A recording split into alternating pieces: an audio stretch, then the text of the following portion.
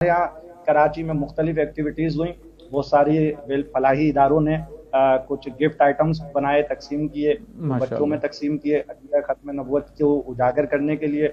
इसी तरह मुख्तलिफ मकामात पर इस्तक़बालिया कैंप लगाए गए। मुख्तलिफ मकामात पर कराची शहर में परचम कुशाई का एहतमाम किया गया।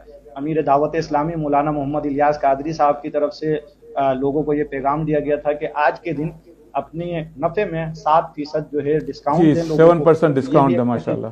जी जी। जी जी 7% डिस्काउंट की तहरीक चलाई गई।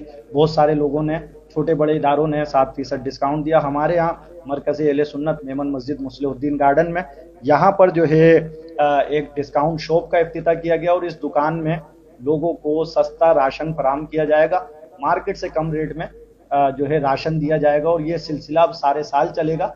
ताल्लुक इस सिलसिले का अक़ीदा ख़त्म नबूवत से है। अक़ीदा ख़त्म माशाल्लाह। नबूवत की बदौलत और 7 सितंबर 1974 की याद में आज एक दुकान का इफ्तिताह मरकज़ अहले सुन्नत मेमन मस्जिद मुस्लिहुद्दीन गार्डन में किया गया। तो ये कराची शहर की मुख्तलिफ एक्टिविटीज़ थी।